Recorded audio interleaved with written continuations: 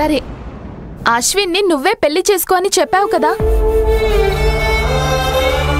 దానికి తులసి ఏమంది? అలా జరగదు అంది. ఒకవేళ జరిగితే, తులసికి అశ్విన్కి పెళ్లి జరిగితే నువ్వు సంతోషంగా ఉండగలవా? లేక తులసిని పెళ్లి చేసుకున్న అశ్విన్ ఆనందంగా ఉండగలడా? చెప్పు.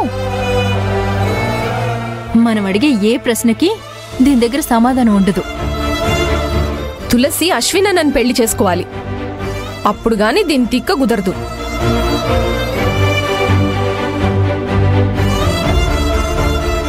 ఏమ్మా, కోపం వచ్చిందా? నిన్ను, నీ మాటలు, నీ ప్రవర్తన చూస్తుంటే మాకు కూడా కోపమే వస్తుంది. అసలు అశ్విన్తో నువ్వు దీని ప్రెగ్నెన్సీ గురించి చెప్పాల్సింది. తనే అర్థం చేసుకునేవాడు కదా. ఎక్కడ చెప్పనిస్తుంది? చెప్పావా? నేను ఆత్మహత్య చేసుకొని చస్తాను అని చెప్తుంది. ఇంకేం చేయమంటావు? ఏంటి ఆనంది ఇది?